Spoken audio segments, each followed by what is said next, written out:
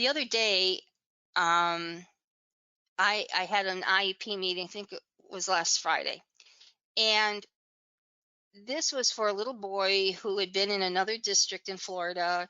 And last year in May, I think it was, we did an IEP meeting and we successfully advocated for a one-on-one para for him. And he's got autism.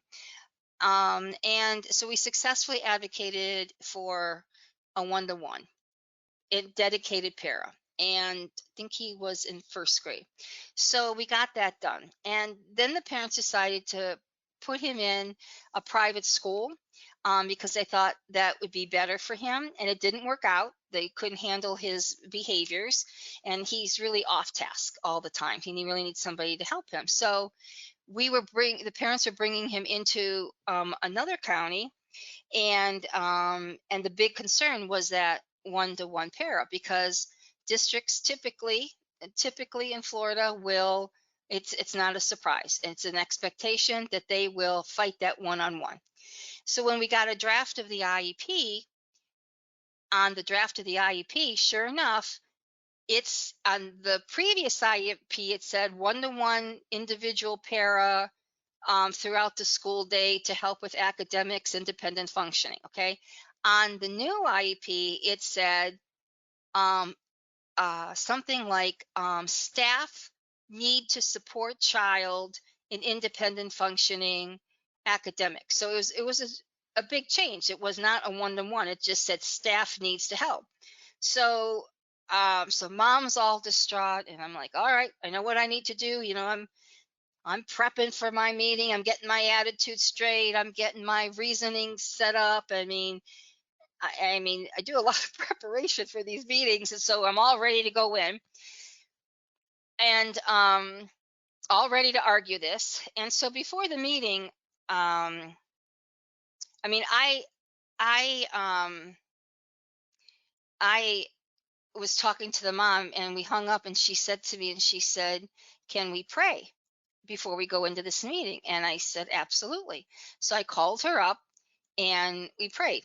We just asked for God's guidance and his direction. And, you know, if you've gone and seen on my website, the Advocate's Prayer, that I wrote, because before I go into every meeting, I pray. And, and so if you haven't read that, I'd encourage you to read it. So I always pray for the family and for the team and for my mouth, that my mouth stays in control. So I prayed with that mom, and we go in the meeting, and it's a lovely team, and everything's going really well. And we're waiting for the moment where we're going to talk about this and that, and about the one-to-one. And there was a district program specialist in the meeting, which they're always in a meeting when I show up, which is fine. And so that's okay. I was ready. We get through the whole IEP. It was lovely. Everybody's nice. And we get to the services. And we come to that particular entry, and the staffing specialist reads, as it reads on the draft, staff to support child throughout the day, independent functioning behavior, whatever.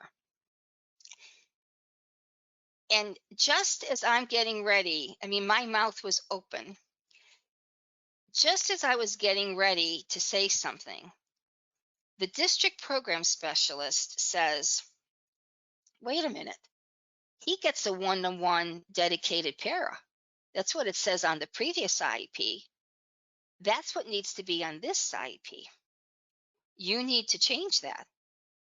And the staffing specialist said, well, we wrote it this way. And the district program specialist says, no, you need to write it the exact way that they wrote it on the previous IEP. And I couldn't believe it. I couldn't believe that a program administrator at that level wasn't fighting the parent on this, wasn't going to fight us. And she was insisting that it be changed. I don't know if that's ever happened to me before. I don't remember that happening without me having to say something in response and having a discussion about it. it was a moment to behold. And so we got through that. We finalized the whole IEP. We got everything done. And mom, through the meeting, mom and I called, and she was beside herself with joy.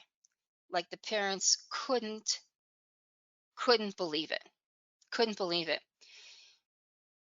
So here's what I want to tell you. People always ask me, how do you do it, Pam? What do you do? What do you say? How do you say it? What's the secret, Pam? How come you're just so good at this? And it reminded me after that meeting that years ago, probably like 13, 14 years ago, before I started the company, I went to an IEP meeting for a friend of mine. And we went into the meeting. I advocated, and we got him, the little guy, a 1-to-1 para. And so we come out of the meeting, and the parents are so overjoyed, just so overjoyed. All their friends told them they'd never get it. And I was talking to the dad, and he said, "I have never seen anyone advocate like you." And I said, "Well, thank you." He meant it as a compliment. I said, "Thank you." He says, "Do you know why you're so successful?" And I said, "I prepare a lot." I said, I try and do my best." And he said, "Pam, you're the only person I've ever known who actually asks God to go in the meeting with you." Um, and I've always prayed before I go into a meeting, but I forgot that little story till a couple days ago. There is no secret to what I do and how I do it. And I am prepared and I do my part. But I will tell you categorically that the only reason that things happen the way they do in IEP meetings and my meetings is because God shows up. And I ask him to show up, and he walks into that meeting with me. Because I will tell you, there are things that have happened in some of my meetings that can only be called miracles. That's the only way to explain it. So here's the deal. I love teaching. I love sharing. I love sharing things and techniques and topics and answering questions and everything. But you really need to know it's not a big secret. So I would encourage you to, before you go into a meeting, before you get on a phone call, before you talk to anybody, just say, "Hey, God, I really need your help. Can you just come with me?" And here's the thing. He's there with you anyway. He shows up anyway. He's just waiting for you to recognize him. He's just waiting for you to recognize him and to ask him for help. He's just waiting for you to recognize that you need his help, and he's the one to help you. He's there anyway. Might as well ask him to work. Might as well put him to work. That's how I look at it. So on that note, I just really want to thank you. This has been a real joy. I've loved it. It was a little new technique of offering this class and just having you pay what you wanted to pay if you could pay, and not worry about it if you didn't. And that was a directive by God, and I understand now why he had me do it. So it's been a real joy. It's been a real pleasure. If I can help you in any way, then please let me know, because I'm not going anywhere. I'm here for the long haul. Before I forget, so one more thing. John asks, you mentioned last week putting the medical diagnosis on the IEP. Did you say in the parent notes or the actual health section? You can put it both, but here's the thing. Some schools don't want to put it in the health section and have it printed, so they tell you they can't do it. But if you want it written in the parent section, that's your section. You can ask for it to be stated there. Okay? All right, ladies and gentlemen, it's been a real pleasure. Have a fantastic evening. We look forward to having our paths cross in another way at some other time. God bless you. God bless your families.